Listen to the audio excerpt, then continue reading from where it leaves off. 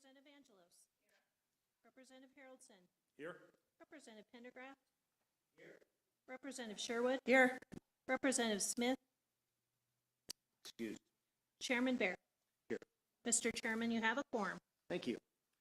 All right, everybody, if we could please rise. And Representative Allen, would you please lead us in a word of prayer, please, before we start this meeting? All right. Representative Haroldson, please. God, I thank you so much for the opportunity to have you here today. We understand that as we step into these roles that people work, that we represent a lot of people that take that seriously. We would take that weight and understand how important it is that we get to be a part of this. I just pray blessings over our day and the decisions we make. In Jesus' name, amen. Now we read this.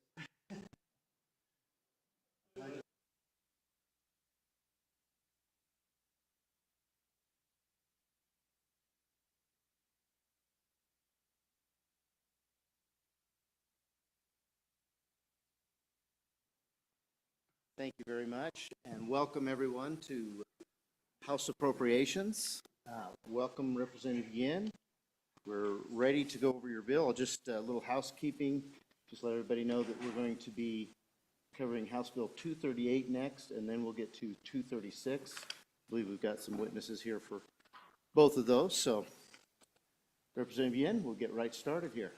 Please present your bill to us. Mr. Chairman, thank you. I bring before you House Bill 143, Laprelle Dam rebuilding. So members, a lot of this came out of a conversation in Select Water with myself and Senator Guru. Maybe a little bit of overarching context. So we have 3 water development accounts in our account system. We have Water Development 1, Water Development 2, Water Development 3. Water Development 1 is a lot of new development, research, and recon, I guess. And hopefully some of the folks behind me can fill in the mistakes that I've made because I've only been in Select Water for 2 years. 2 is a lot of rehabilitation of existing districts, projects that we already have in the ground that we want to work on. And then Water Development 3 tends to be our storage account that we deal with dams and reservoirs.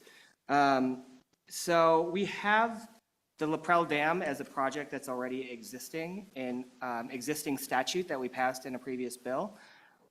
The issue is that the dam is at risk of catastrophic failure. So it is failing currently, and it's something that we need to deal with essentially immediately. We actually have an appropriation in the Select Water's Omnibus Construction Bill. So the Omnibus Water Construction Bill, I believe that is currently referred to agriculture right now. But my risk was that we don't deal with this at all. And so I brought another bill as basically a second horse in the race, just to make sure it happens no matter what. When I had this bill drafted, it was before we actually had the Omnibus Construction Bill drafted. So the language in this bill is actually quite a bit different than the Omnibus Construction Bill. Because of the time between referral to this committee and then the committee hearing, I wanted to see if we could get some language to kind of align the two so they would be the same. So we're not trying to deal with 2 different sets of language. But I couldn't get the language quite correct in time because the language that we have in the Omnibus Bill deals with all of the construction projects all at once. And so trying to needle out just the parts for the dam was difficult to do in that amount of time. So right now, the bill you have in front of you, basically all it does is it appropriates $60 million out of the LISRA to fulfill the full cost of what we expect the state portion of the dam project to be, which is about half, $90 million. So we've previously appropriated $30 million. This basically just appropriates another $60 million out of the LISRA into the water development account so we can use it for the dam. The difference between the language, some of the difference is that there's existing Water Development 3 money that's already in the account, And so in the omnibus bill, we actually use that money first out of the Water Development 3 account. This bill doesn't do that. And so that's a policy question that we're going to have to discuss is should we use that money first or the LISRA money first? If you don't want to use the existing Water Development 3 money because that money has been put there for other purposes possibly, or if you think that it's a priority to just spend out of that account first, again, that's a policy conversation we can have either in the committee or on the floor. And with that, I think that it's important that we make sure that this dam gets built. I think it should be one of the top priorities of the legislative session this year because frankly, it is an emergency. My preference is to have the construction bill passed just as is, but like I said, this is just another horse in the race. Thank you, members. Any questions for the bringer? Go ahead, Representative Harrelson. Thank you, Mr. Chairman. Representative Yin, thank you for bringing this and coming. I do agree, obviously, this needs to be a priority on our horizon as we've seen this kind of be in the news and obviously in the forefront of our minds. So LISRA to Water 2 is what you guys are doing here. In the omnibus bill, how did they do the funding model in the omnibus bill? Do you know? And I don't have it in front of me right now, and I should have looked at that last night, but I just thought of it this morning as we were talking about it. Go ahead, Sure. Representative Yin. Mr. Chairman, so it is House Bill 117, and it's on page 57, I believe. Let's see. Yeah, so it starts on page 57, goes to 58. It still contemplates the $90 million number. It takes, you have that $30 million that's already been appropriated for it, which is the same as in this bill. You add another $50 million from Water Development Account 2, but that is because we're actually filling Water Development Account 2 in a different section of the bill. Mm-hmm. And then so on page 59, we actually appropriate $60 million from LISRA to Water Development 2, but we reduce that appropriation dollar for dollar based on using money from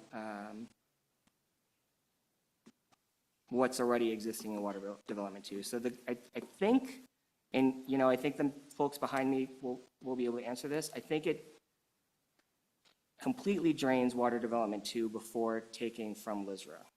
Okay. Thank you. Other questions? Representative Alleman. Thank you, Mr. Chairman. Representative Yin, I see that this will go into effect as quickly as a bill possibly can. Do you think there's any chance they can start on this dam this summer? Go ahead, Representative Yin. Mr. Chairman, based on the Select Water Committee meetings, I mean, it takes a lot of work to build a dam, is my understanding. So I do believe that even if we fund it right now completely, it will still probably take more than a year to finish. Other questions? Representative Yin, I have a question. We don't have any notwithstanding because you did draft this bill before House Bill 117, but if this were to pass, would you be amiable to some notwithstanding language that would exclude the section in 117 dealing with Lapel Dam, should that pass in the omnibus bill? So, Mr. Chairman, so is your intent that you would prefer this bill to take precedence over the omnibus bill, or the Actually, opposite? The opposite. The opposite. I think that's fine. Okay. Would be a conceptual, I don't think we have the language with us here, but that would take precedence, the omnibus bill. That makes sense to me, Mr. Chairman. Thank you. So just, we'll have some other testimony, but right now there's $44 million in Water Development 3, and then assuming that we would just go ahead and transfer those monies into Water Development 2, whatever balance there is in there right now is probably already appropriated or committed. So if it's 60 million, we'd be looking at about a little over 15 million out of LISRA in the net. But if we're going to transfer 60 million, it's going to look like 60 million coming out of LISRA. So we'd have to have reversions, I assume. Okay, all right. Thank you. All right, agencies. Would you like to share with us your thoughts and a little description of the how this funding is going to really work out, especially how it affects LISRA, if you wouldn't mind? Please state your name and your agency. Mr. Chairman, Jason Mead, Director of the Water Development Office. I think Representative Yin did a good job. I would just maybe add a little bit of clarification. The construction bill, Omnibus Water Bill construction, currently has, there's a reservoir project. So our account 3 is for new reservoirs, 2,000 acre feet or larger, or enlargement of existing reservoirs of 1,000 acre feet or more. So it's not necessarily the rehabilitation of dams, which is why we're trying to fund that out of account 2 for LaPrel. The construction bill, the way it sits right now, is actually reverting $50 million from another reservoir project that's in the works, Alkali Creek Reservoir, which needs to get some easements and land acquisition in place. It's been languishing a little bit, and the sponsor is still working on that. So I think the thought from the Select Water Committee was to take that funding, put it towards the priority in front of us right now, which is LaPrel, then come back and fund Alkali Creek if they can get all the land and things in place. So that would basically then transfer that reversion of $50 million in account 3 from Alkali Creek Reservoir and transfer that to account 2 to cover the $50 million in account 2. That would be then appropriated to LaPrel Dam, if you're following that. The other quick clarification I wanted to make was in regards to Representative Allman's question. The decommissioning of the dam is set to start here pretty much near the end of the month. The reconstruction of the dam, we're expecting to be able to get through the NEPA process to get the permits in place by sometime this summer. There is some potential to do some early work packages, such as getting roads in shape for large construction equipment, staging areas, potentially even stockpiling some material, because it's going to be a roller compacted concrete dam, which takes a lot of aggregate. The full-fledged construction probably wouldn't start until mid-2026, and it's anticipated that that would take into 2029 to complete. Question for the director? Go ahead, Representative Harrelson. Thank you, Mr. Chairman, and Director, thank you for being here. I understand the funding, and that's, I'm actually going to just throw another, this is off the conversation we had a couple weeks ago. One of the concerns we heard coming forward is this river system, this drainage system hasn't seen a flood since the dam was installed, basically, because of that buffer zone that dams create with reservoirs.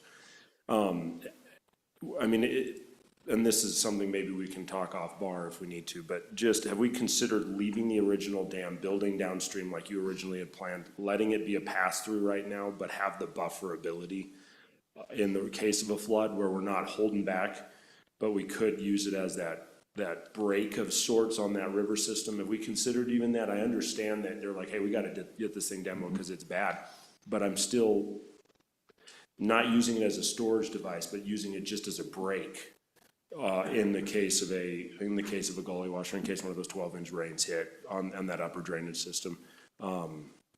Have we, I mean, I know that was the original plan, and I know that they're like, hey, we got to demo this thing because it's dangerous. If we let it be a pass-through until there was that moment of oh my goodness, we're gonna wash out a bridge on the I-25 corridor, have we considered that just as a pass-through until we hit it as a break? Mr. Chairman, Representative Harrelson, that was the original plan, was to use the existing dam as a coffer dam during construction of the new dam.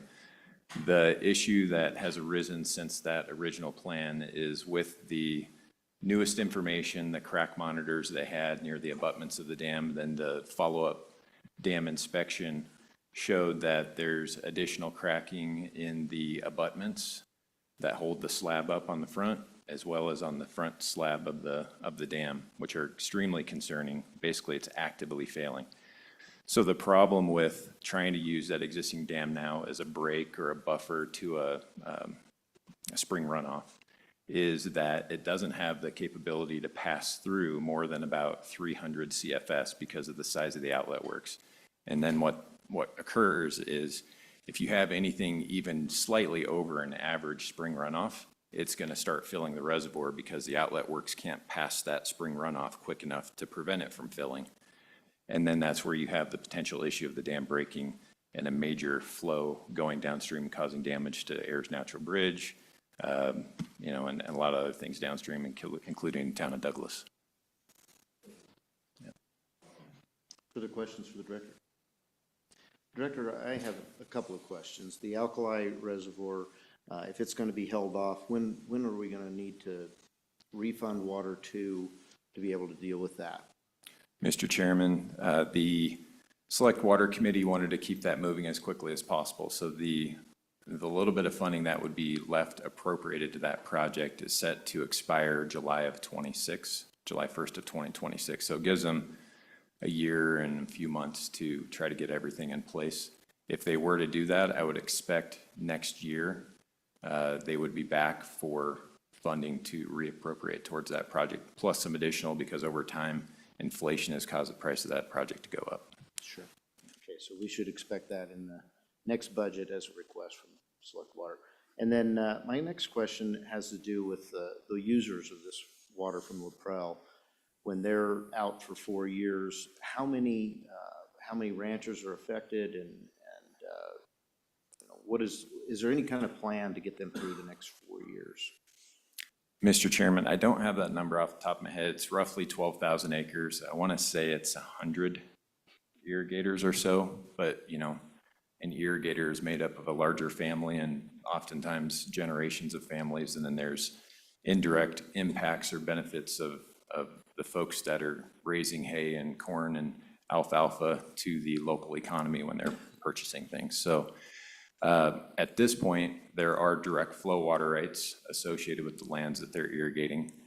However, this is a fairly low elevation watershed, so stream flow doesn't last as long as it would if you're at 10,000 feet in a watershed. So they're really dependent on that supplemental flow coming from the reservoir storage when the water's there early in the spring and it's not there in August and September, even July. So at this point, there is no plan, to my knowledge. You'd have to probably talk to LaPrelle Irrigation District more specifically, other than to try to get by with their direct flow water rights. And it's probably going to reduce their production. Good. Thank you.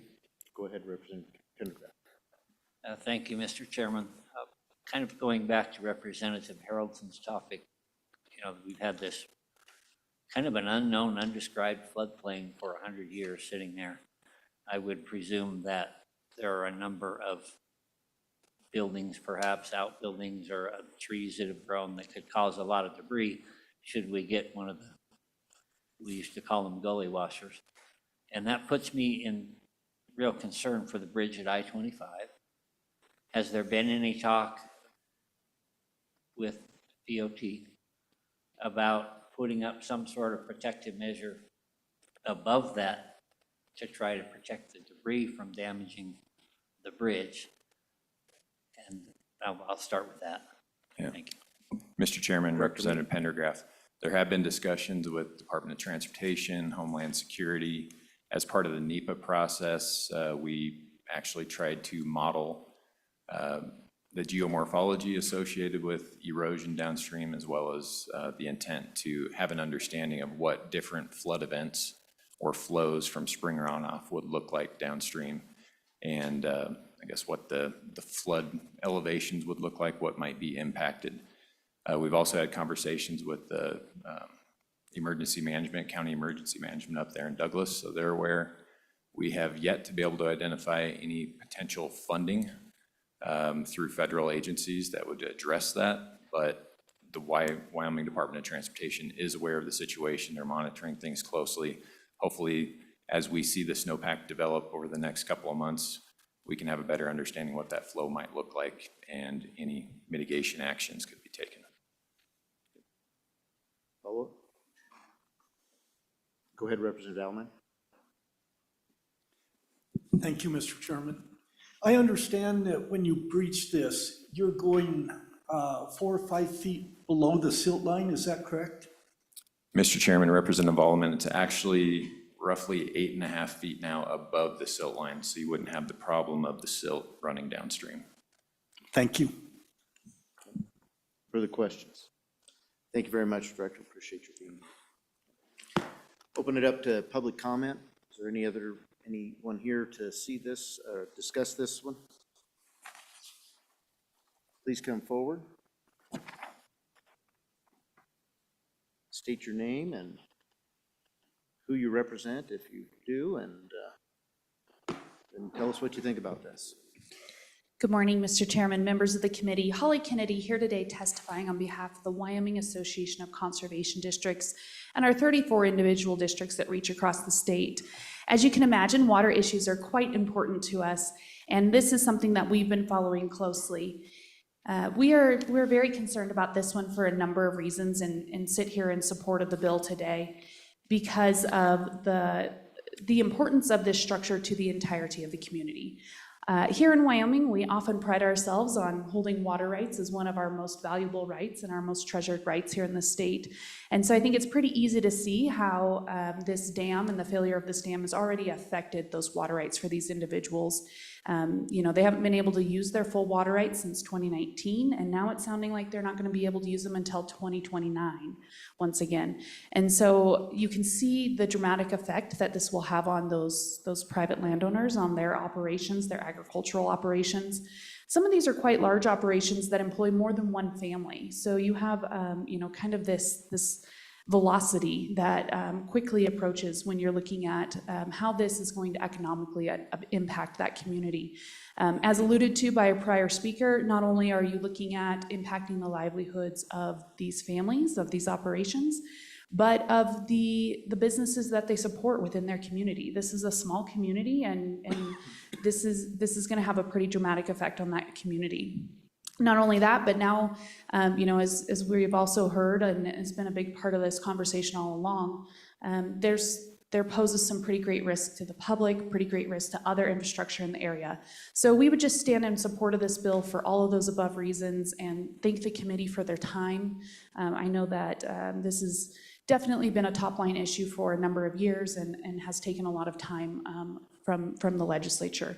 And so we appreciate you guys addressing this and just wanted to be here today to support it. Thank you. Questions for Ms. Kennedy? All right, thank you very much for being Thank here. you. Appreciate your input. All right, and Ms. Childress, I don't believe we have anyone online for this bill today.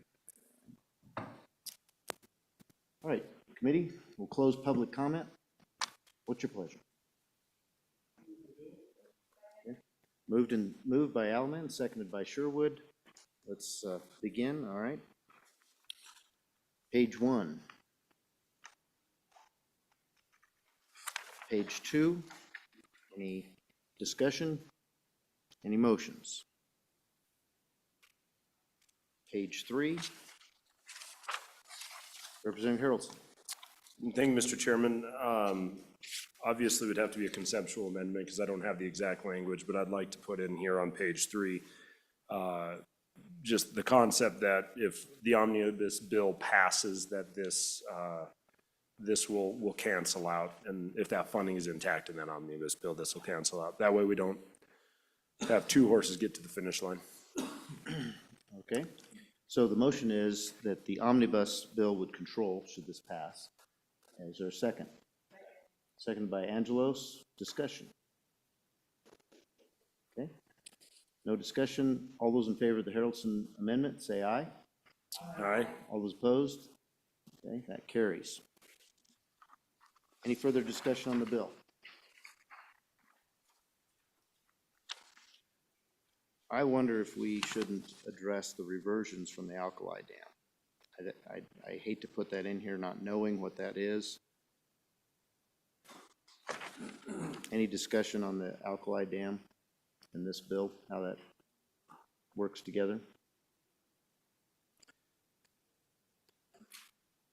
Go ahead, Representative Sherwood. Mr. Chairman, with just the bill title, I'm not sure that we can add that. That's a great point. Okay. I think we could put language in here dealing with the reversions, that we would, we, as a legislature, would expect reversions to be spent first, and then, upon commitment for the entire 60 million, anything in excess of 60 million would be reverted back to LISRA. Does that make sense? I think we could stay within the title. It's conceptual. Okay, can I get a motion? So Pendergraft moves a motion that we would anticipate any reversions that are available within Water 2 to be spent on this dam first. And then any excess above the appropriation of 60 million from LISRA would then revert back to LISRA.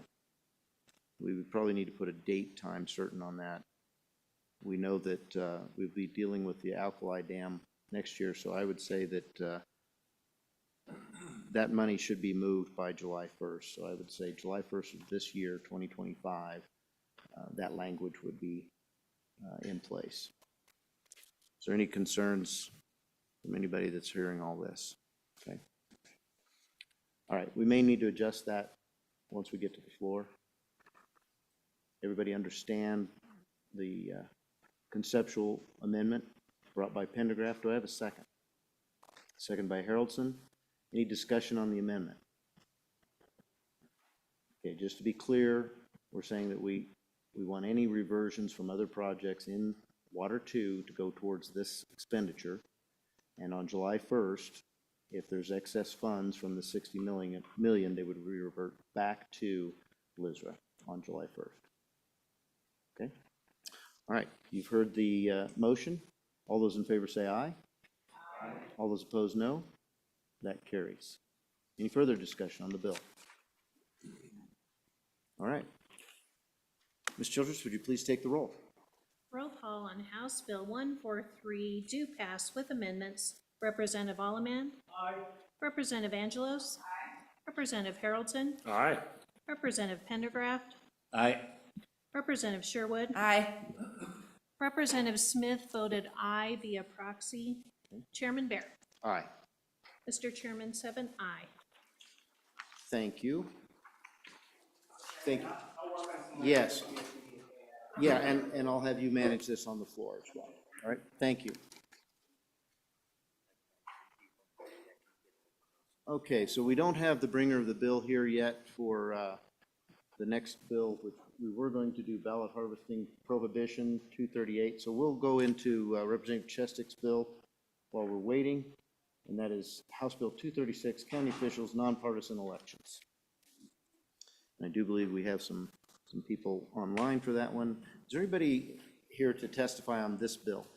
If you could just, I see we have the Secretary of State, clerks.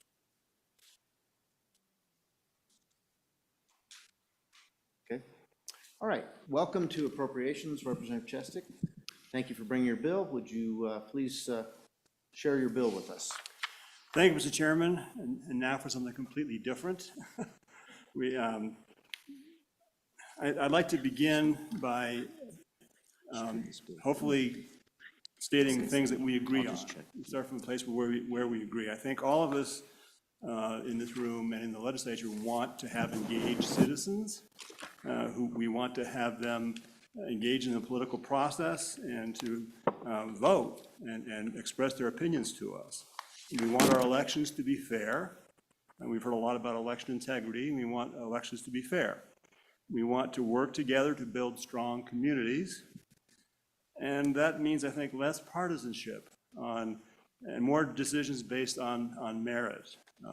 This bill, I think, accomplishes all of those things. The intent of this bill, it's a lengthy bill, but it's actually a very simple concept. The reason it's lengthy is because the concept is expressed in many different places in the green books. There's a lot of conforming amendments, so I'll go through the bill in a second, but just the overview as to what the bill accomplishes. The intent of the bill is to make all of the county row offices, except for commissioners, to make them nonpartisan. Commissioners can stay, would still be a partisan office, but all the other offices would be nominated and elected in a nonpartisan way, which only makes sense because none of those offices have any political valence to them. They're not political. The work that's being done in those offices is completely apolitical, has no political valence whatsoever. The county clerk, for example, runs the elections. If any office needs to be nonpartisan, it should be the county clerk. The county treasurer doesn't pay bills or invest money in a partisan way. The assessor doesn't value properties differentially based on political affiliation. There's no political content to that. Go down the whole list. The coroner does not do anything different depending on whether the decedent is the Democrat or Republican. The sheriff needs to treat all criminal suspects. Law enforcement has to be nonpartisan. It shouldn't matter to the sheriff whether somebody there dealing with what their party affiliation might be. All the way down the lines. These are all technocratic offices.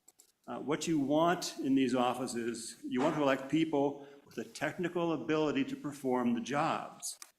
Political affiliation has nothing whatsoever to do with those technical abilities. If you're the assessor or the treasurer, you're a numbers person, that's not political. There's no political content to any of these offices.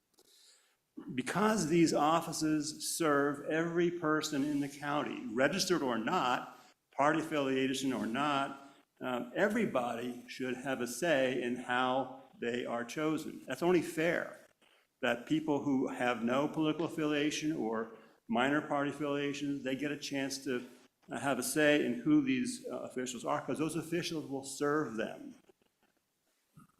Allowing only people who declare a political affiliation to vote in the primary disenfranchises every non-affiliated voter, every minor party voter. They don't get a say. They can't vote on who will be serving in those offices.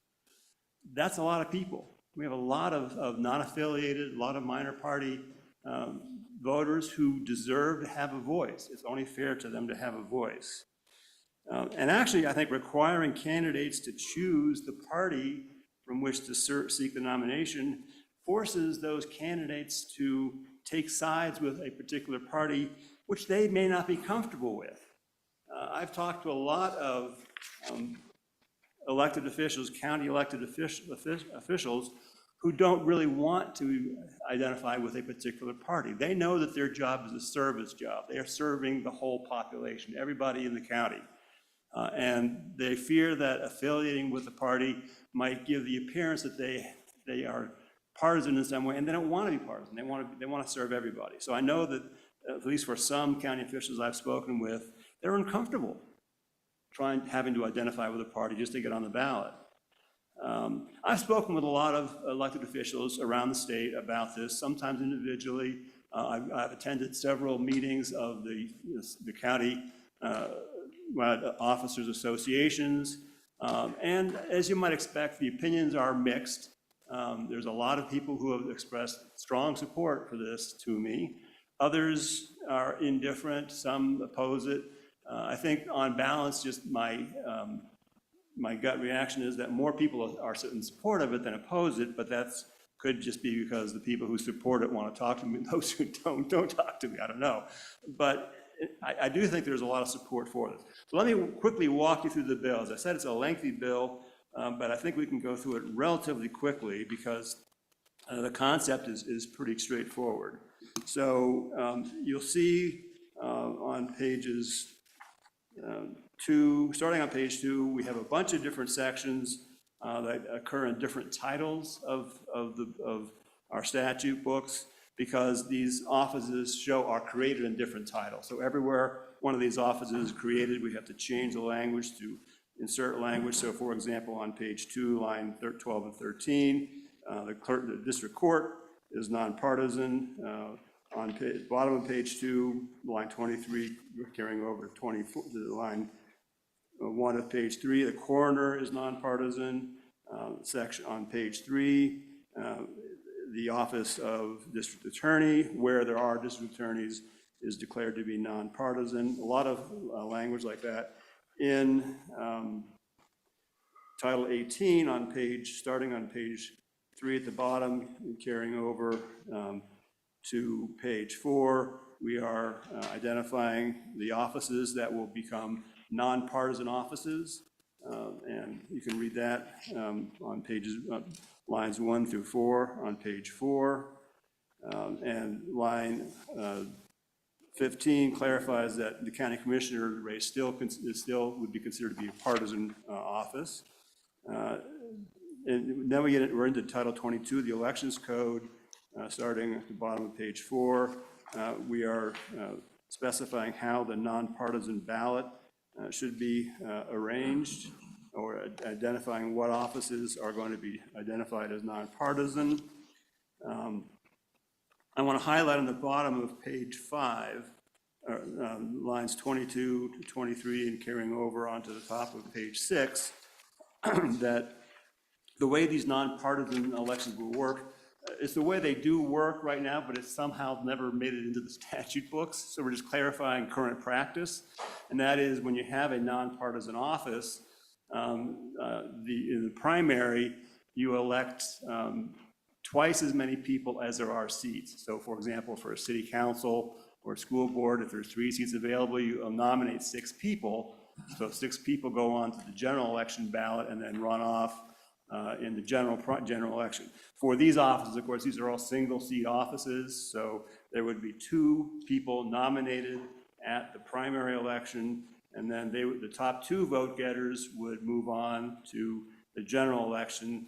But nonpartisan voters, non-affiliated voters, would be able to vote in both elections. So there's an opportunity for people to vote both in the primary and in the general, hopefully to increase public participation. I think it's going to strengthen our elections. There's a clarification on page 6 that if there's only one person running, but somebody does a write-in campaign to get to the second spot for the general, you still have to get the 25 votes that you would if you were running in another kind of election. So that's consistent with current law. Again, on page 6, line 11 and 12, we are clarifying once again that county commissioners do remain a partisan election. Some conforming amendments on page 7 that are all consistent with what we've just been talking about, all the way through page 8, more conforming amendments. And then at the bottom of page 8 and through all page 9, a new section that specifies the form of the nonpartisan general election ballot. So again, mostly clarifying existing practice. The other point I want to point out to you, which I think is important, is once we identify these offices as nonpartisan, it changes how do you replace them if they have to leave office, if they resign or something happens that they can't complete their term. Current practice is the party that they identified with gets to nominate 3 people, and those 3 people get sent on to the commissioners for a choice.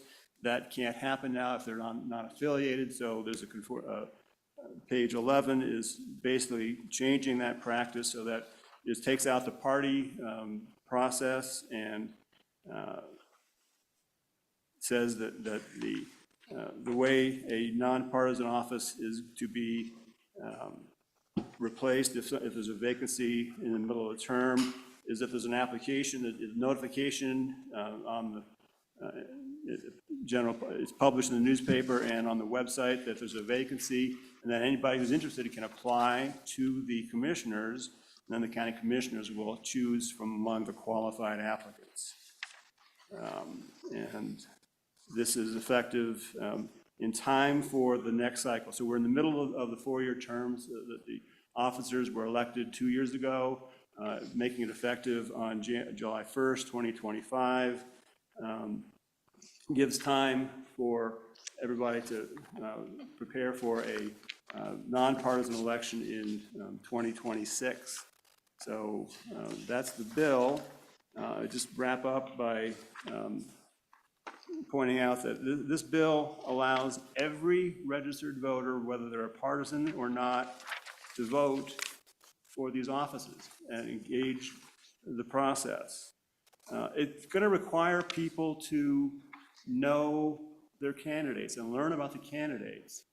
They're not going to be able to rely on the letter behind the name of the candidate as a proxy for that person's qualifications, because the letter behind the name has nothing to do with the qualifications. Are you an attorney who can practice law?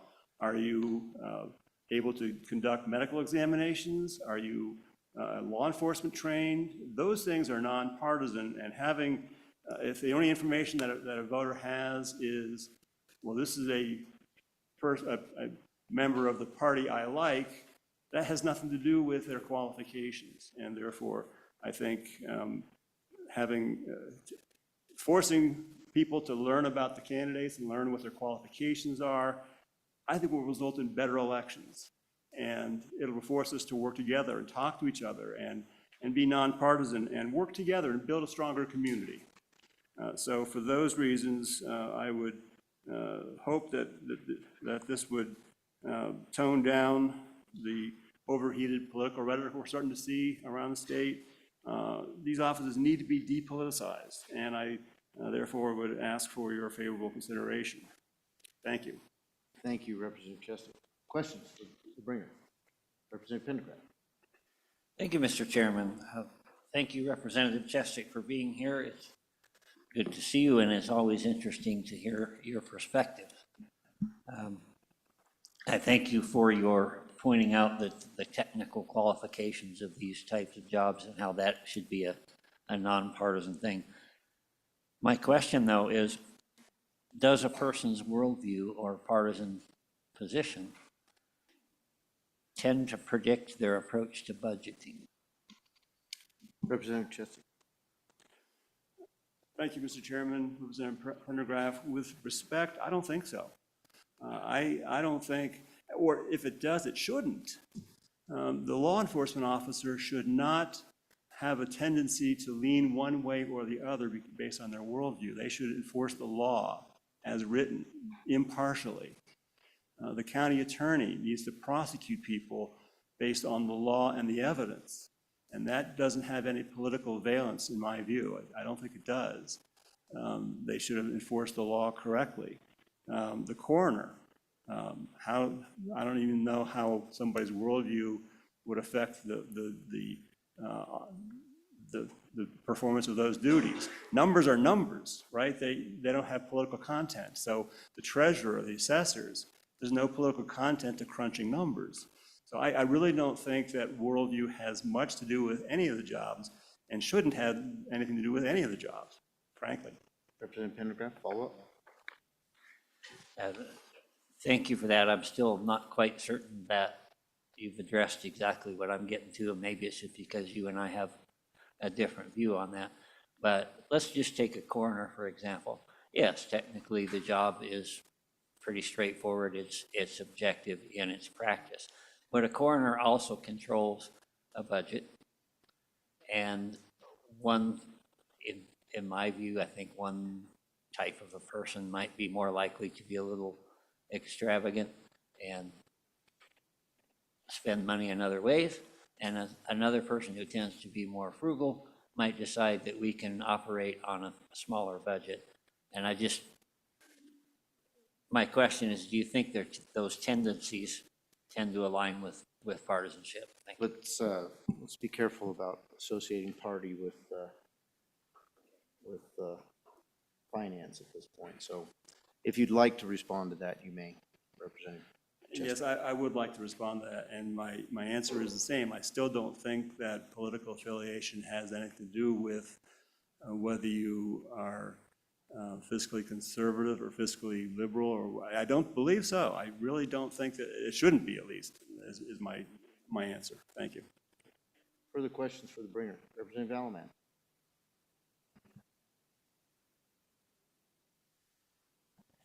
Thank you, Mr. Chairman. Thank you, Representative Chestic, for being here today.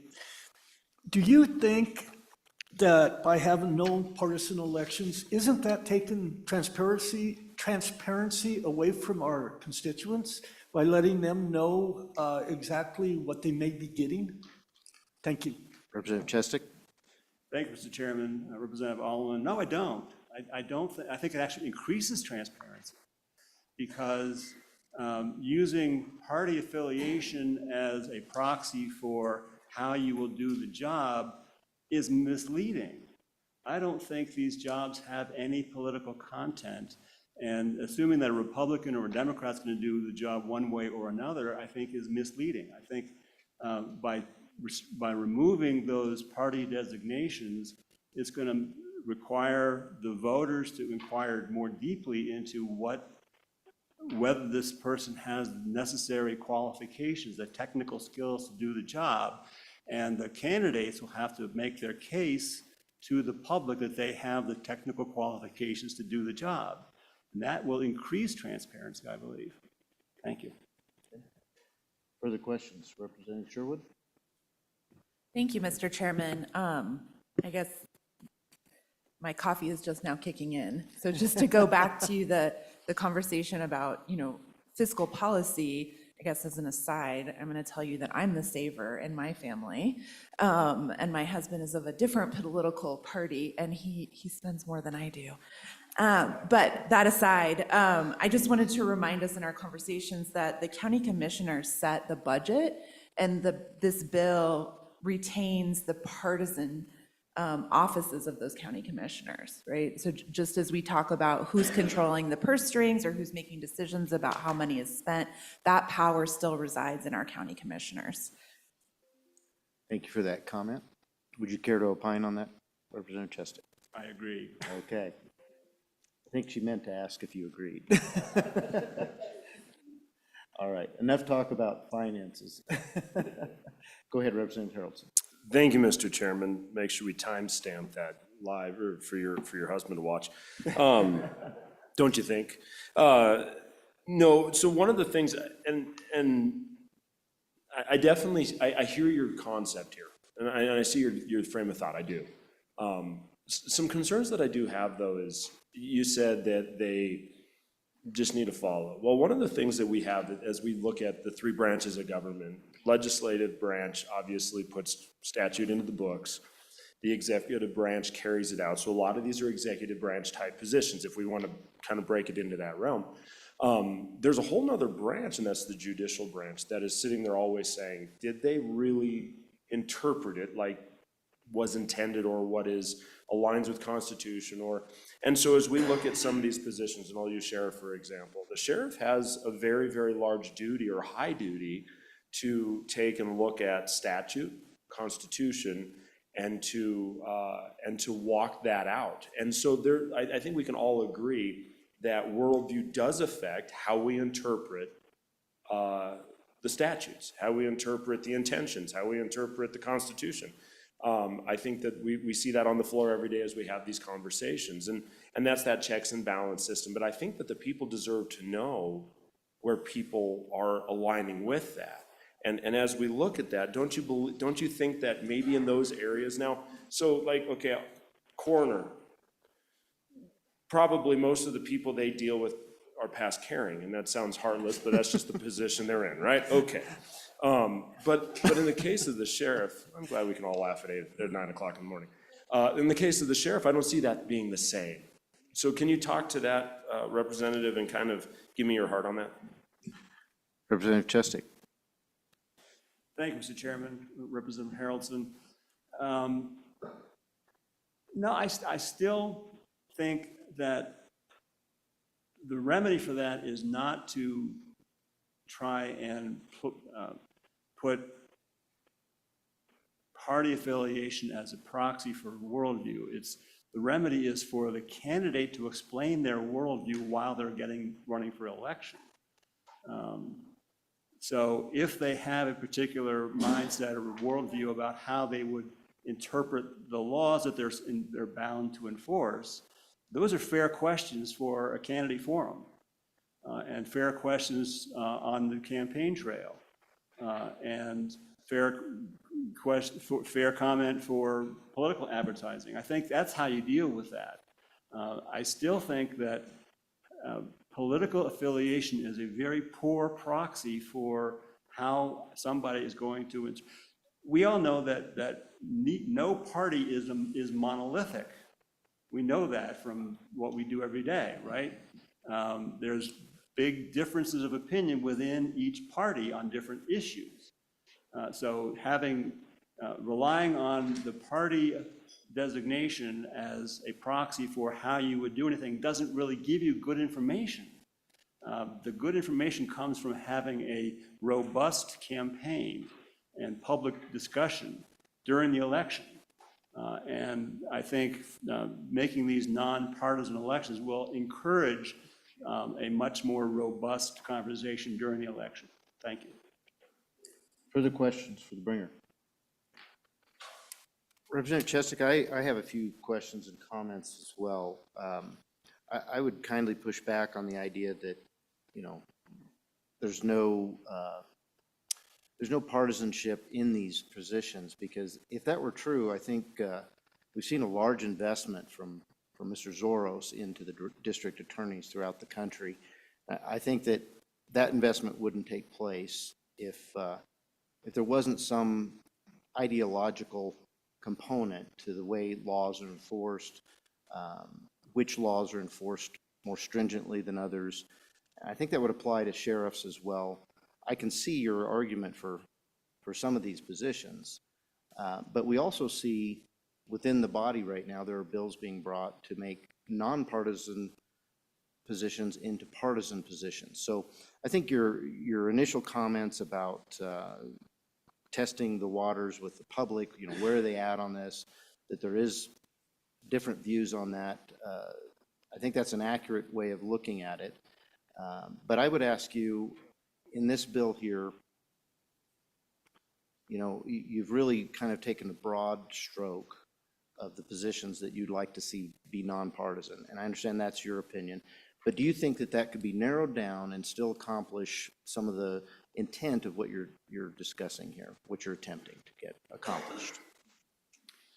Thank you, Mr. Chairman. A couple of points there I want to respond to. First of all, the fact that there is political money that sometimes flows into some of these offices, I read that the opposite way. I read that as another reason why we should take these out of partisan and make these nonpartisan, so we stop that kind of money coming in if there's no partisan affiliation here. I know there is another bill moving on the other side of the house of the building here to inject some partisan affiliations into the ballots for school boards. You'll hear from me if that bill makes it through the process over there and comes to our side. You'll hear from me about that. I think that's going in a very wrong direction. I'm totally opposed to that bill because I think we want to keep politics out of school boards, and education should be totally apolitical.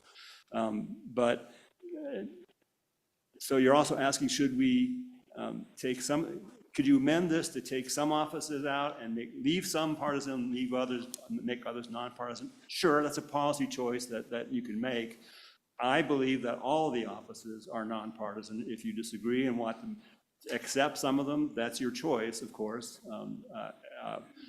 I would advocate for keeping them all in, but it's up to you, up to this body, of course, to make a decision as to whether you want to tinker with it. Okay. Further questions? One more question for you, Representative Chestik. On page 11 here, you're dealing with vacancies, and your comment was that this is really specific to the nonpartisan positions.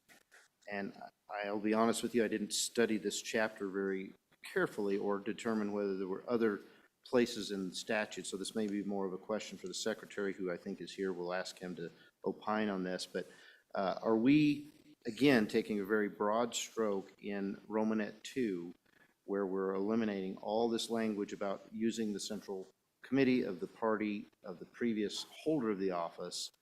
By striking all that, are we actually changing in this bill the way we deal with vacancies on partisan offices. Thank you, Mr. Chairman. And I noticed that problem this morning as I was going through it one more time. I think you might be right in one area only. So this Romanet 2 deals with county elective offices, and this bill deals with all county elected offices except for commissioners. So a commissioner vacancy, by striking this language now, the commissioner vacancy, maybe we should retain the language so that the parties do have some role in nominating candidates for the commissioner office. So I think an amendment to restore this language for the county commissioner position would be fair. I would agree with that. But otherwise, I think because every other county office under this bill would be nonpartisan, there's no need to have, there's no way to have a party participate in those replacements. So Representative Chestick, if this bill were to pass, we changed some or all of these offices that you've suggested to nonpartisan, wouldn't the statutes take us back to the method that you suggested, which is already in statute, as far as dealing with those nonpartisan offices? So the language, if it remained, would be appropriate for those that are partisan, and then the language here on page 12 would take over for those that are nonpartisan. Would you agree with that? Yes, I would agree with that, yes. Okay. All right. Further comments or questions for the bringer of the bill? Mr. Chestick, thank you. All right, agencies. Mr. Secretary? Oh.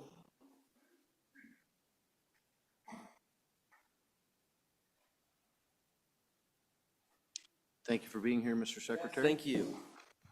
Well, thank you, Mr. Chairman. The first thing I want to say is that the primary process is actually defined in state law. I mean, it's a primary election in August that we have of even years. And it's a very important part of our republic, and it's been that way for some time, that the parties choose a representative that reflects that party that then moves on to the general election. And then everybody gets to select in the general election.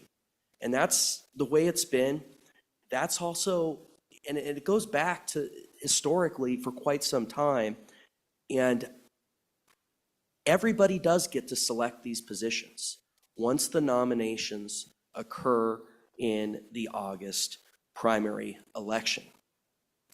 I also want to, the insinuation that removing the primary removes partisanship from any of these races, I think is problematic.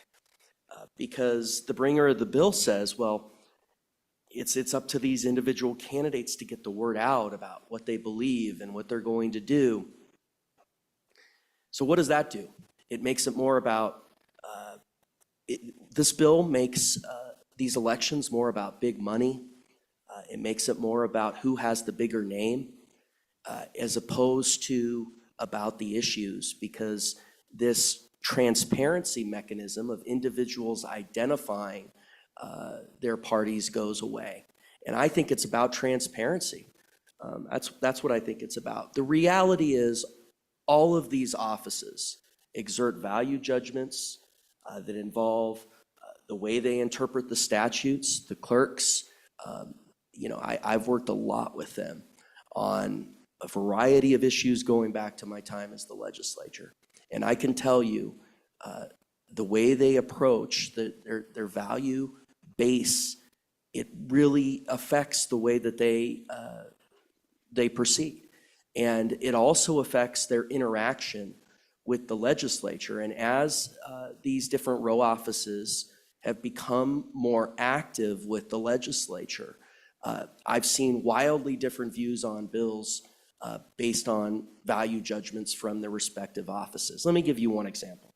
On voter ID, the predecessor from the current chairman of the Clerks Association was very strongly against voter ID. And everything changed when the current chairman of the County Clerks Association came into office on that issue.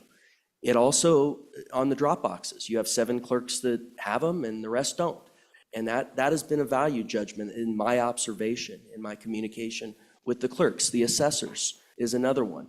When we started identifying the property tax issues in our state in 2020, in 2021, we brought a cap bill. And if we had gotten ahead of this property tax issue in 21, we really could have solved a lot of heartache in our state. There were wildly different views within the Assessors Association on those bills. And ultimately, I would pose to you that the value judgments of each respective assessor or clerk or treasurer has affected the way they approach each of these issues and the way they approach policy, which all of these offices deal with, even coroner. And so I just think that what this does by taking away a transparency mechanism, it becomes more about who's able to spend more, who's got a bigger name, and that's, I think, why I'm opposed to this bill. And it moves away from really what the statute book envisions, is we have a primary election in August, which is about each party identifying its candidate to move forward to the general election where everybody chooses the candidate that wins. And that's when everybody is able to vote for everybody that's on the ballot. It's in the general election. So I think it actually goes in the opposite way. This bill, I think the notion that this is removing a partisan primary is going to make it, the office itself, less partisan is something that I reject. Thank you, Mr. Secretary. Have you had an opportunity to review the bill in detail to where you could opine on the discussion we had a moment ago with the bringer in regards to page 11 and the stricken language? Well, thank you, Mr. Chairman. And I was looking it up on my phone, and I think you are correct. You've identified an issue in the bill, that needs to be fixed. And one thing I want to say, I'm opposed to the bill. I forgot to say that. Thank you. Mr. Secretary, you made quite a comment about value judgments, and I think you're making the assumption that within a party, you've got consistent value judgments.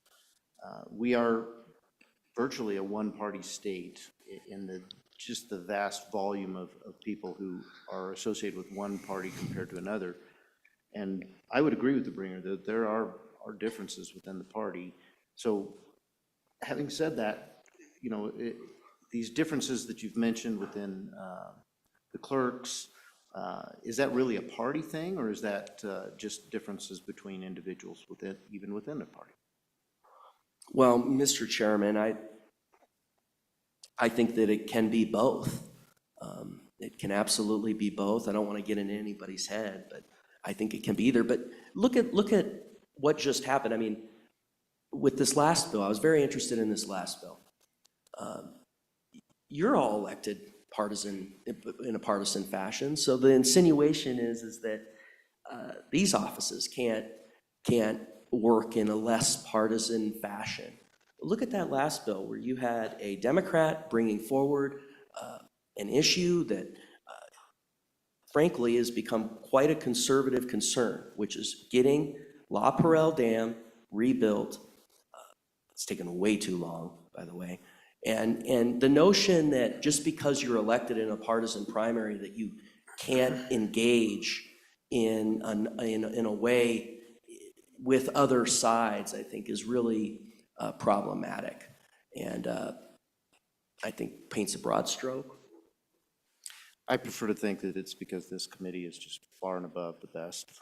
Well, one thing I'll tell you, Mr. Chairman, I want to thank you. I mean, last time with appropriations, I mean, it was just really disappointing, some of the treatment on some of the offices, and you've treated us very respectfully and really appreciate it. Well, Mr. Secretary, it's a new day, but we won't hash the history. Yeah. So, any further questions for the Secretary? Representative Sherwood. Thank you, Mr. Chairman, and I very much appreciate your comments here and your question. Secretary of State, thank you for being with us this morning and sharing your thoughts on this. I'd like to hear, in terms of values, do you feel that like our faith traditions impact or influence our values, or our upbringing, or who our family structure is, or our workplace experience? Do those have influence on our values and how we approach problem solving? Well, thank you, Mr. Chairman, and everything, the whole pastiche of your life affects the way you approach things, and God sees everything, like I said in our speech starting out the House. I mean, everything that we experience, I think, affects the way we approach issues. But to take away this transparency mechanism of the primary process and the way you affiliate, which comes out by having this partisan primary process, I don't see how that is a step in the right direction, because that's what we're talking about with respect to this bill. Mr. Secretary, you used the word pastiche. I guess my question is, do you believe that the previous question, your pastiche, if you will, would apply when you're choosing your party affiliation? Mr. Chairman, absolutely. The whole range of your experiences. We're getting pretty existential here. I think it's a good conversation. At the end of the day, I've seen every single one of these offices. I can think of one time with coroner even, but every single one of these offices exerts value judgments in relation to policy. They've all decided to get very involved in the legislative process as well. And with maybe an exception on coroner, but and that's a very important part of this, is all of them have formed associations that then talk to the legislature on policy issues. And so that's what I was trying to bring out on the experience on voter ID and the CAT bills. And we can talk about associations. There's been bills to get rid of them and whatever, but they're the way it's operated, and they've exerted a lot of value judgments on bills. Well, it may have been existential, but I appreciate the opportunity to use the word pastiche today. Yes, absolutely. Absolutely. Any further questions for the Secretary? All right, thank you, Mr. Secretary. All right, I think we're ready to, is there any other comments from agencies? Okay. Let's open it up to public comment. We're gonna try to wrap up public comment in about 20 minutes. So can I see a show of hands of how many people are gonna comment on this one? Okay. And you both are associated with an organization, and let me see what we've got online here. Let's see, around 2:30. Mr. Chairman, we do have 3 online with their hands up. Mandy Weaver, Marissa Carpio, and Phyllis Roseberry. Okay, and are Phyllis and okay, Phyllis, is she associated with an organization? Mr. Chairman, she just put her hand down and she's not on the registration link. So Okay, then I'm let's not go sure. to Ms. Weaver first. And the 2 people that want to opine on this that are here, please come forward and find a seat so we can go quickly. And invite Ms. Weaver in, please. Okay.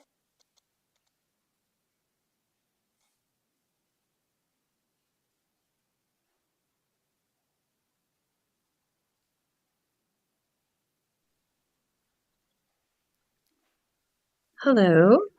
Welcome, Ms. Weaver, to Appropriations. We would appreciate you to just introduce yourself and then let us know your position on the bill. And if you could wrap your comments up in the next 3 minutes, we'd appreciate it. Thank you. Thank you, Mr. Chairman. I am Mandy Weaver, and I'm here representing myself.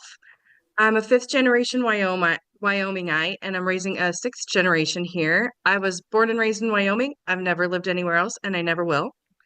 I want to say that I'm proud that my Senator, Ed Cooper, who I've known for about as far back as I can remember, is a co-sponsor of this bill.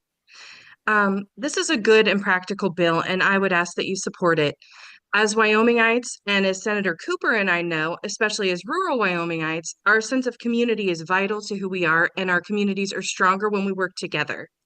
In my lifetime, I've watched as partisanship has completely changed the state that I love, sowing division and driving a wedge between neighbors. Many of the unsubstantiated biases that several folks have expressed in their questioning of Representative Chestick are a perfect illustration of the issues that arise when focusing so much on partisan politics. It should be noted that many of Wyoming's best years were under a divided government, with folks of both parties working together to find solutions to our problems and make us prosperous. The jobs of county officials, managing elections, assessing property, keeping public records, aren't about political parties. They're about serving the people. And we know that when races are nonpartisan, voters focus more on candidates' qualifications, and that's what we want. The person who is best qualified for these important jobs. In some of our small towns, we have a big issue finding people who will even run for these positions. And a huge factor in that is the partisan label. They don't want to get into partisan politics.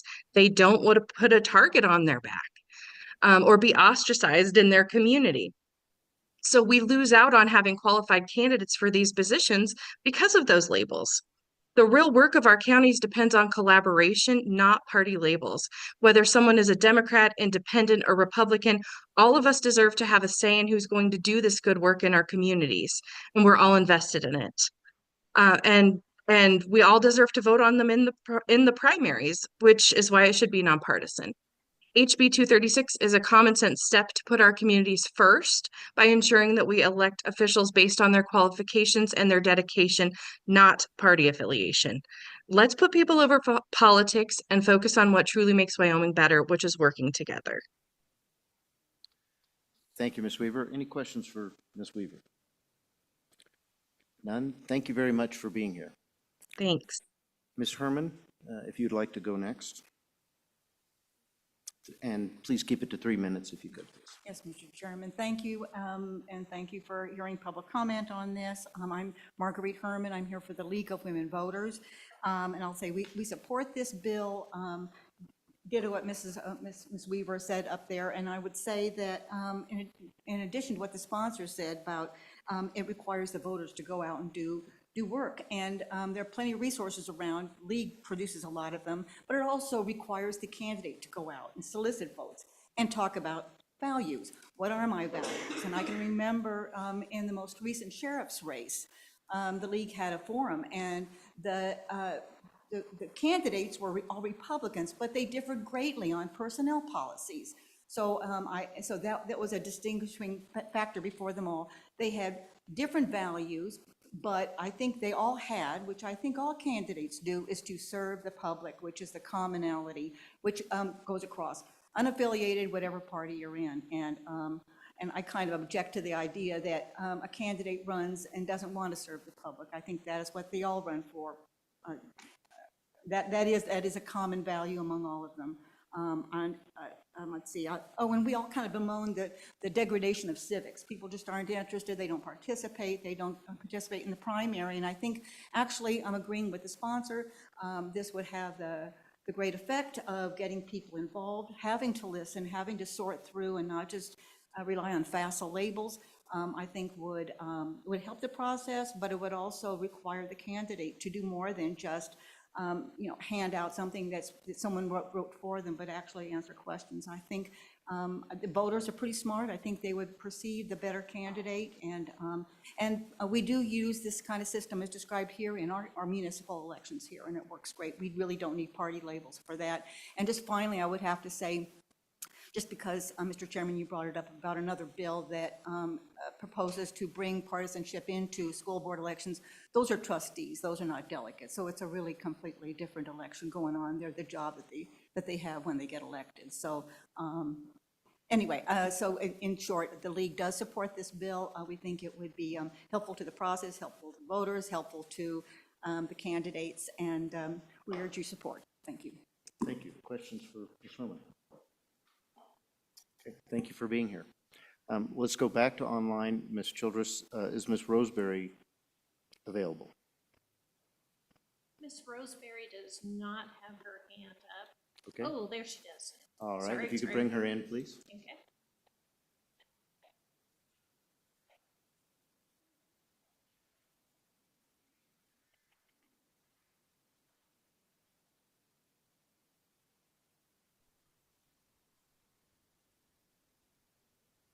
welcome, Ms. Roseberry, to House Appropriations. If you could please state your name and your position on the bill, and any comments, if you could keep them to 3 minutes, please. Sure. Mr. Chairman and members of the committee, I very much appreciate the opportunity to provide comments on this bill. I support this bill strongly. I live in Worland, in a small ranch just outside of Worland in Washington County. We get along well locally here. We're civil, we're cooperative, it's productive. We all want to see our community thrive and be successful, and very little tension at all or conflict here. So, and these positions are administrative, unlike the positions that you all hold, where you are creating bills. These positions just administer those bills, and I think for that reason, as Representative Chesnick said, they're just interpreting the laws that you all are passing and the regulations. So they really shouldn't be partisan. They do serve all the people. So I think making these positions partisan would adversely affect our community in a great way, because the vitriol and the conflict that has occurred with partisan politics, we just don't need that here. Things are running smoothly. They are administrative positions in the county. They serve all of us, and we would like to keep it that way. Also, I would take issue with what Secretary Gray said, because independents, which there are quite a few, can't vote in a primary. I think that makes it less transparent instead of more. So I definitely think these should remain nonpartisan, and I support this bill. And I appreciate the opportunity to comment. Thank you. Thank you, Ms. Roseberry. Questions for Ms. Roseberry? Ms. Roseberry, you made the comment that things are running smoothly. Grateful to hear that there. These positions are currently partisan, so I'm assuming that you're not asking, you are asking for this change, but it must be concerns that you have in other communities. Would that be accurate? No, I just think as partisan politics and the vitriol reaches down into local communities, it's going to get here. And I would not like to see that happen. Okay, thank you. Mm-hmm. Thank you. Right. Ms. Simmons? Good morning, Chairman, committee. Gail Simmons, Civics 307. I did not pull the data on elections of county offices, nor did I dive into the statutory responsibilities. It's very clear to me that those facts are not likely to make an iota of difference to the decision made here. As the sponsor pointed out, these positions are statutorily and practically nonpartisan. In fact, subordinating their professional judgment required of their office to political views would be neglect of duty at best. As to transparency and party being a proxy for a worldview, I'm on it for the bill, Mr. Chairman. Thank you. It is a matter of maybe 15 minutes to go into the county clerk's elections office, complete the paperwork, and declare a party affiliation. That fact has been an issue, whether you put it the first time or you change it, has been an issue down here for the 7 or 8 years that I've been coming down full time. 15 minutes. It takes years of experience, and in the case of many offices, education to adequately meet the minimum qualifications of these positions. These office holders are leaders in the community. Their involvement in the community is a more critical factor in ballot decisions than a letter designation behind their name. We already know that 75% of the legislative office holders are determined in the partisan primary, mostly the Republican. In the past, 2 years ago, it's more like 95 to 99% at the county level. I did want to, since the secretary brought it up, to talk about the county clerks and the claim about trying to affect policy. We have 23 county clerks. 22 of them are from one party, one is from another. They work better together than a body that sits in this office, in this building. When they are speaking, they are very, very carefully distinguishing that they are making available to you information on their ability to implement the policy decisions that are made by this body. And they do not, and they very clearly state that they are not here to sway the policy, but to ensure that those policies are made with their information in mind. And with that, I stand for questions. Questions for Ms. Simmons? I would kindly push back on the ability of this body to function and function well. We do get a lot of work done and for the people, and I think the testimony about this particular committee proves that. So, but thank you for your comments.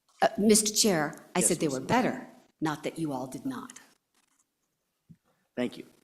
Ma'am, please state your name There. and your position on the bill and give us your comments. Thank you. My name is Micah Richardson, and I'm coming to you as an individual who serves on a city council. And I just want to share how much I appreciate that city councils are nonpartisan. I have loved the fact that we can think about the issues, address those issues, and really come together to debate on the merits of the issues at hand. I love when a council member who one would probably perceive to be, have different views overall than I do, when we can agree. And I just think that example is such a great one for so many of these other things that allow us to, and I will also note, so I wasn't going to speak at all, but I will also note that I ran for city council because I didn't want to get in the mess of politics and the partisan divides. I just wanted to do what was best for my community, trying to do it and trying to find compromise with the people I sit with as well. And so I'm for this amendment. I think it's really great in terms of letting the public know where you stand on an issue and not just some letter behind your name. So thank you. Thank you for your comments and thank you for your commitment to your community. Questions? All right, thank you. And do we still have Ms. Carpio online? All right, let's bring her in. And Ms. Childress, is that the last one for this bill? I believe that is the last one Okay. for this bill. All right, Ms. Carpio?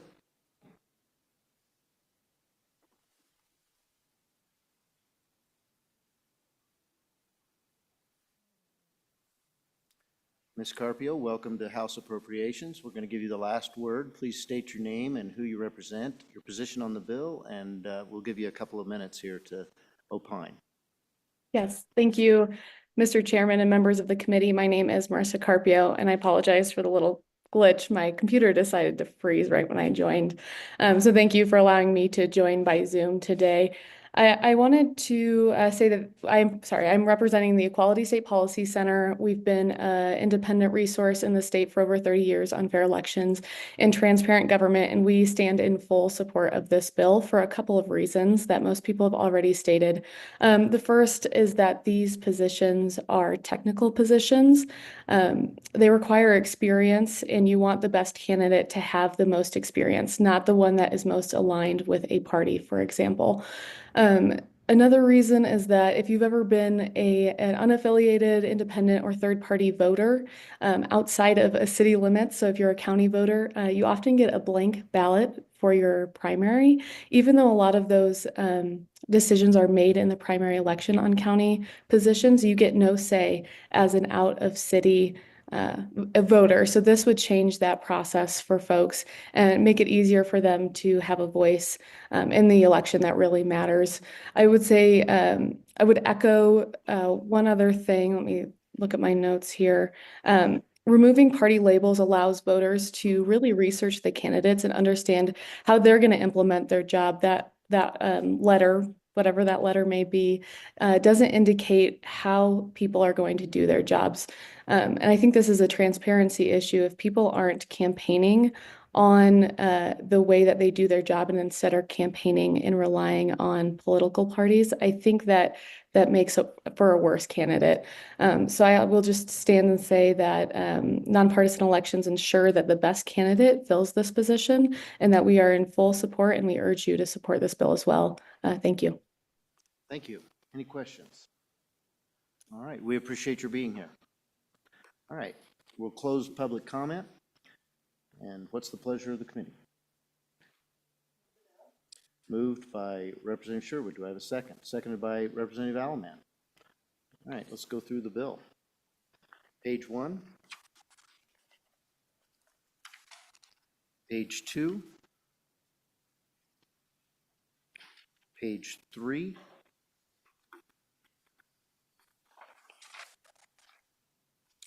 Page 4.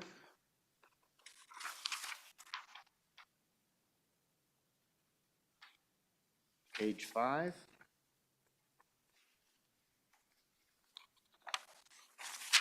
Page 6.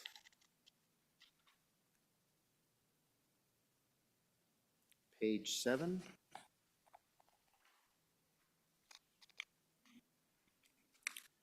Page 8. Page 9.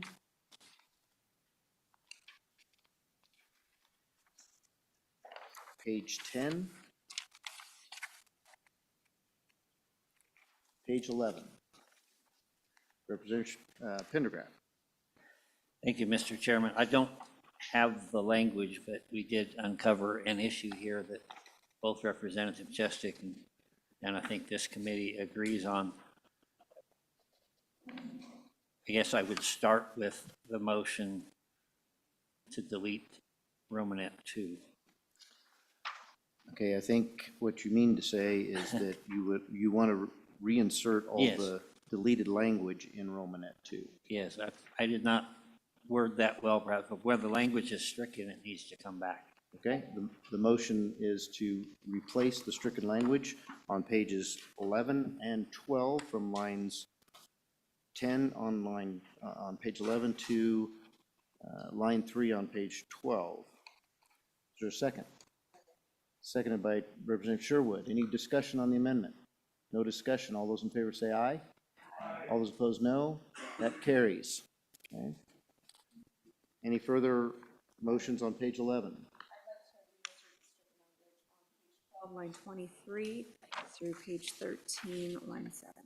Okay, I appreciate you getting ahead of me. I like that pace. So the motion by Representative Angelos is to replace the stricken language on page 12, line 23 through page 13, line 7. Seconded by Representative Harrelson. Any discussion? Mr. Chairman, I actually believe it has to be on line 22 because we have that A is stricken, Good so catch. just if there could be just a bit of a correction or a friendly amendment to the amendment to include line 22 as well. My fault. We'll correct that to be beginning at the word A on line 22. Okay. Any further discussion about the amendment? I have it seconded by Representative Harrelson. No discussion. All those in favor say aye. Aye. All those opposed, no. Okay, that carries. Any further discussion on the bill? Representative Alaman.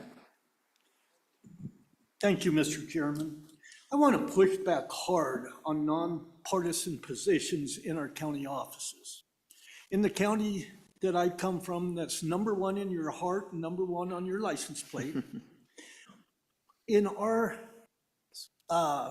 county central committee that rides for the brand, our coroner is a committee member. 3 or 4 school board members are committee members. Many board members throughout the county, the people on those boards belong to our central committee. Our deputy county attorney is a past chairman. 3 county commissioners reside on that board, and many council members from the 6 metropolitan areas in that county. Thank you. Okay. Further comments, Representative Pendergraft. Thank you, Mr. Chairman. You hear a lot in campaigns about, I just want to do what's good for Wyoming. And that sounds really good, but what does it mean? And I venture to say that if you were to put myself on one pad of paper and maybe some of you out there on another pad of paper and say, I want you to write down the 5 best things for Wyoming, that they're probably not going to match. And we see that played out on the floor all the time. And I'm going to be a no on this bill because I believe that declaring a partisanship gives people a perspective of what you think is good for Wyoming. It may not be totally accurate, but it tends to be very helpful. Further comments on the bill? All right, seeing none. Ms. Childers, would you please take the roll as amended? Roll call vote, House Bill 236 do pass with amendments. Representative Alaman? No. Representative Angelos? No. Representative Harrelson? No. Representative Pendergraft? No. Representative Sherwood? Aye. Representative Smith voted no via absentee. Chairman Bear?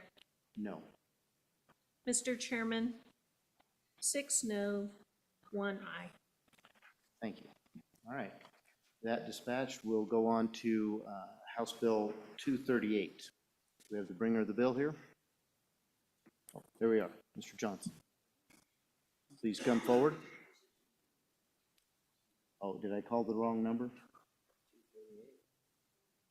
We're on Bill 238. I believe you are the sponsor. Do I have that correct?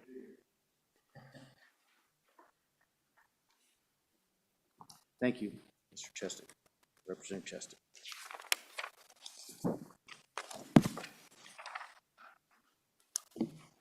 Welcome to House Appropriations, Representative Johnson. Well, thank you, Chairman Bear and members of the Appropriations Committee.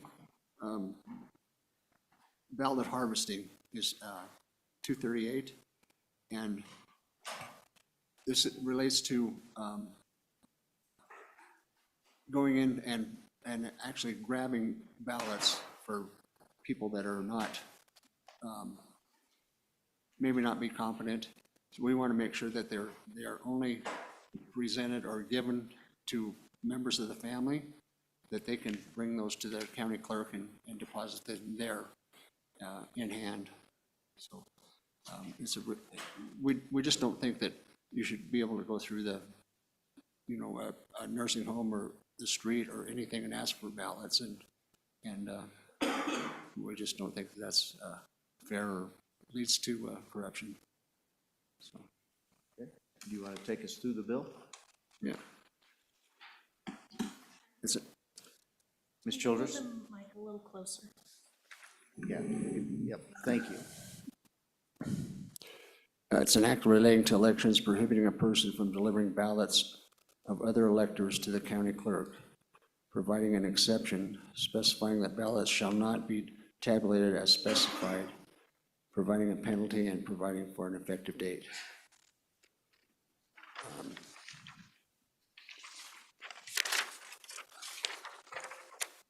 Excuse me. This is creating a new paragraph to amend to read, competing and return of ballot harvesting is prohibited. Upon receipt, a qualified elector shall mark the ballot and sign the affidavit. The ballot shall be then sealed in the inner ballot envelope and mailed or delivered to the clerk, subject to subsection of this section. No person shall deliver a ballot to the clerk unless the person is a qualified elector who is casting the ballot or the person is immediate family for the qualified elector. This subsection shall not apply to ballots that are mailed to the clerk. If a county clerk, county canvassing board member, or other election official becomes aware of a violation of subsection B of this section before the ballot tabulation, any ballot that is delivered in violation of subsection B of this section shall not be tabulated. It provides for a felony offense. The following acts in connection with or related to election process or an election, if knowingly and willfully committed, are felony offenses punishable by not more than 5 years imprisonment in the state penitentiary, or a fine not more than $10,000 or both. And this would be effective July 1st of 2025. Stand for any questions, Mr. Chairman. Thank you, Representative Johnson. Questions for the bringer, Representative Sherwood. Thank you, Mr. Chairman. Representative Johnson, thank you for being with us this morning. Could you opine on page 2, line 8, what is your interpretation of the definition of immediate family? Thank you. That'd be, Representative Johnson. oh, thank you, Mr. Chairman. Representative Sherwood. It would be a sibling, a husband, or immediate family, brother, sister, wife, husband. That would be what we would agree. Representative Johnson, is that defined elsewhere in statute to your knowledge? Term immediate family? I don't think it's defined there as that. That might be something we need to add. Okay, follow up. Go ahead, Representative Sherwood.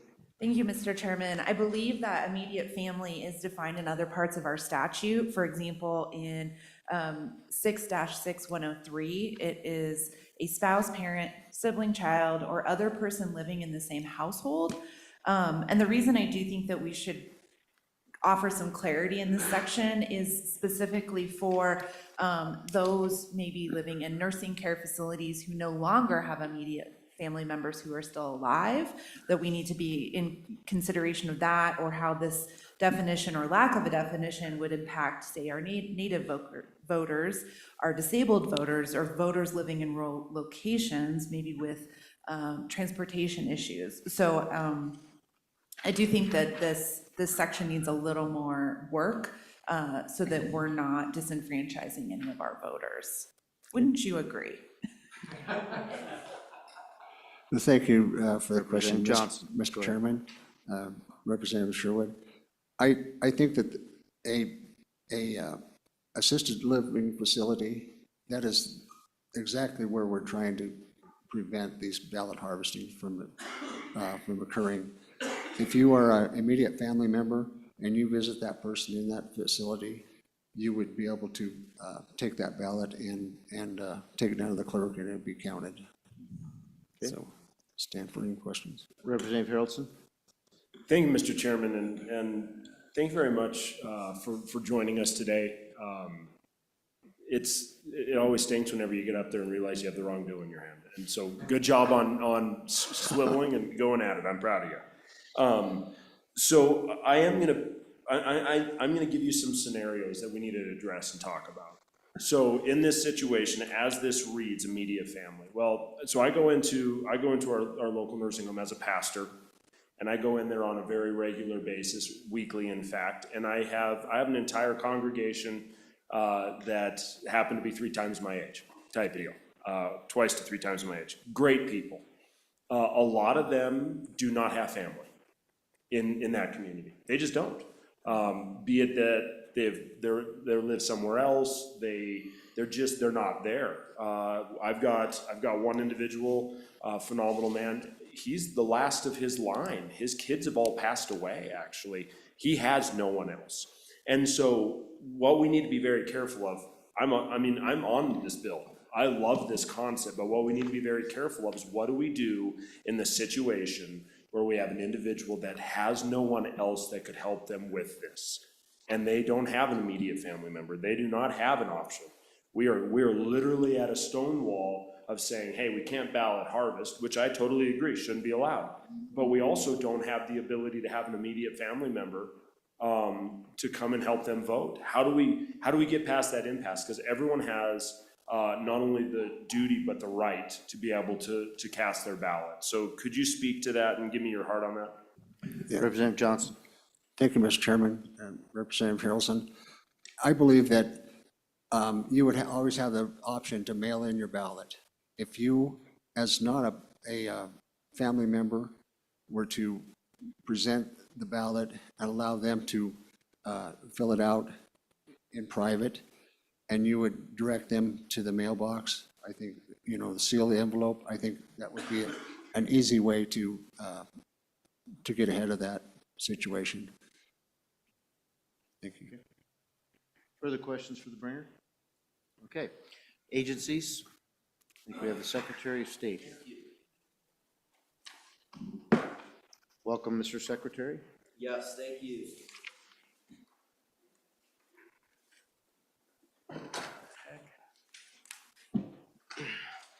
Okay, Mr. Chairman, thank you. So I want to talk a little bit about this bill, House Bill 238, which is a very important bill. House Bill 238 bans ballot harvesting and closes a loophole right now in Wyoming state law where there is no ban on any ballot harvesting. And this has been something that we've worked on and haven't been able to get across the finish line. And I think it's very important that we do this in the 2025 session. I want to highlight that the bill offers clearer guidance than previous bills on this subject and utilizes existing definitions to require that only an elector and then it gives the immediate family as also an individual that can submit an absentee ballot under 22-9-113. Now, immediate family is defined in the election code. It's already defined in Title 22. It means a spouse, parent, sibling, child, or other person living in the individual's household. Again, spouse, parent, sibling, child, or other person living in the individual's household. That's 22-1-102A, Romanet 37. Now, I am very open to also addressing the nursing home issue. I want to give a little history on this, though, and why it needs to be done in a way that is careful and thoughtful. In the past, we've had bans on ballot harvesting, and when we've had different provisions on exceptions, relative, and then also possibly nursing home representatives, the county clerks have said that that's something that they're going to have a hard time implementing, because how do they know that the person is a family member? How do they know that the person comes from the nursing home? Has been the argument made in 2023. And so I think we should have some very clear guidance on some of these situations when a family member or some representative can do this. But one, there needs to be an attestation, some sort of swearing, and I think we can't have it both ways. It would be sort of a back-end enforcement mechanism. And so I don't want to get into circularity where, okay, then we build these sort of carve-outs and then the next time it's, well, how do we enforce this? We can't enforce this. So we end up in this endless circle sometimes. And so I think we have to choose one way or another and then agree that we're going to have a clear mechanism and that's the way we're going to move forward in terms of enforcement. But I'm certainly open to adding some sort of representative from a nursing home, but there needs to be an attestation. It needs to be very, very, very narrow, very narrow. And I think there needs to be a cap on it as well.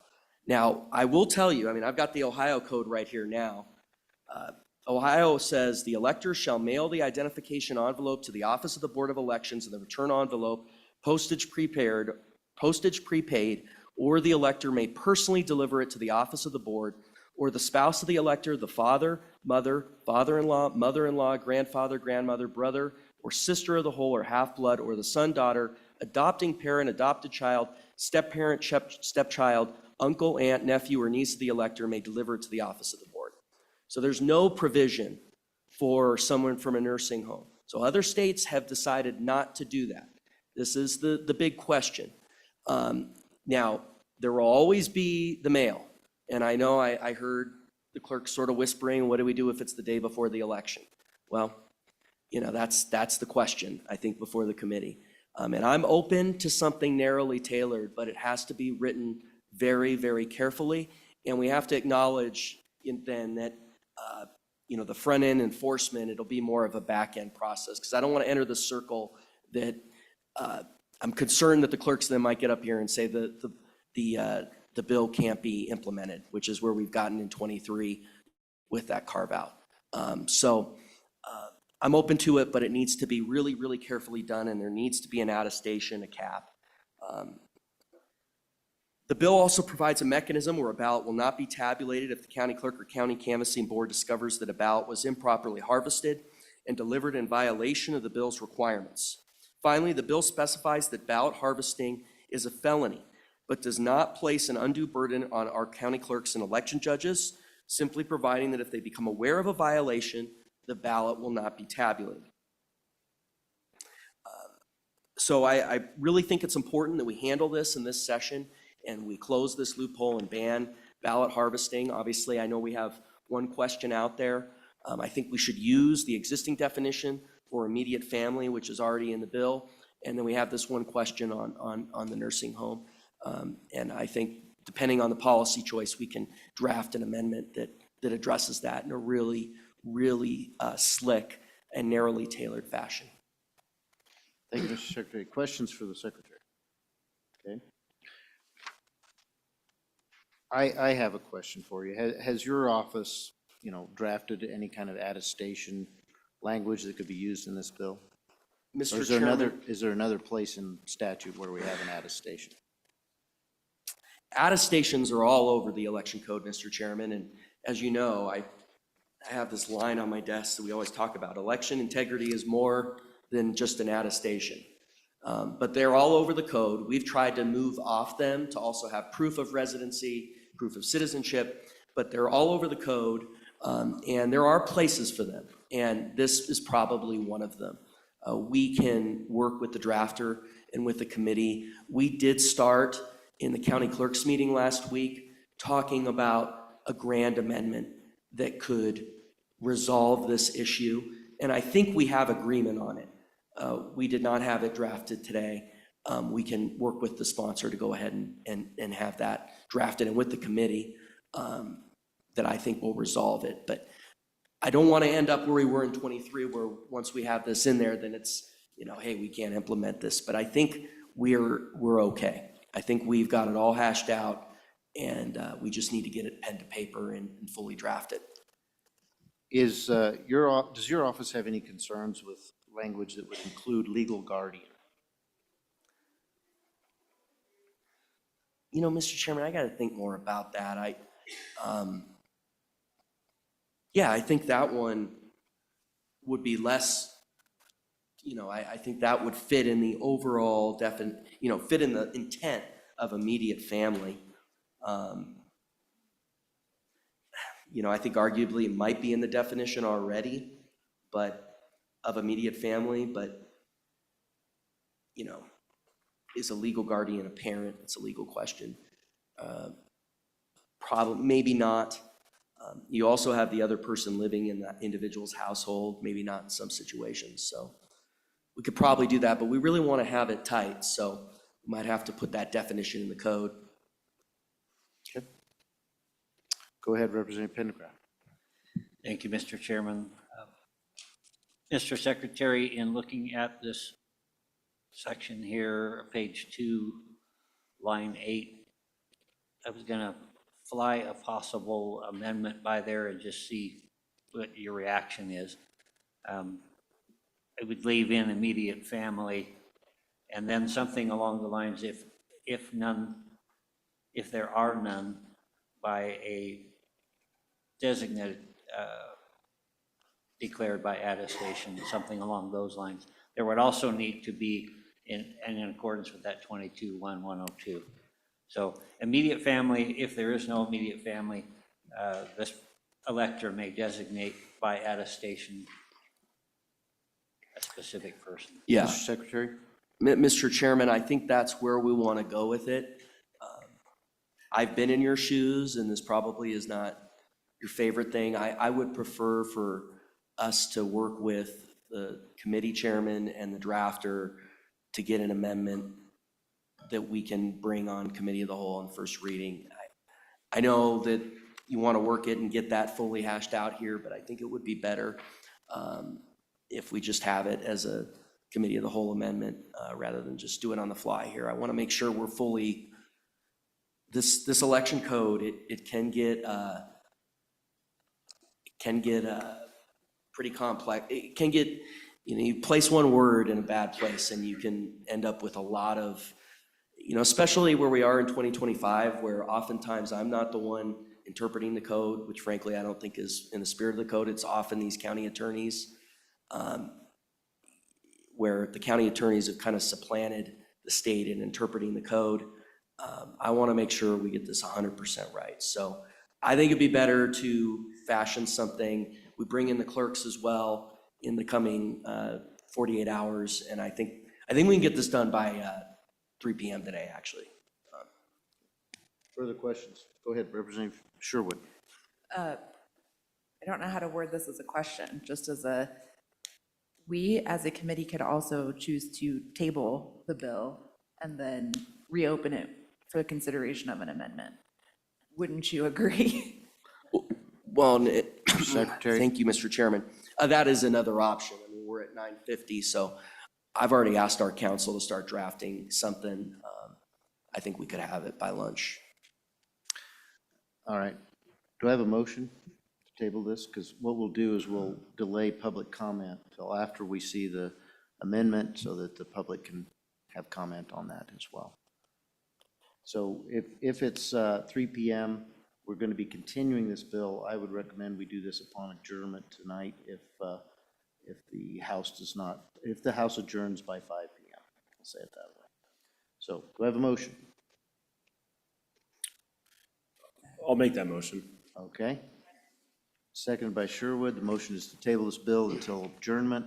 And the anticipation is the Secretary of State and the clerks will bring us an amendment to this bill. Okay? All right. All those in favor of the motion, say aye. Opposed, no. Motion carries. We are adjourned.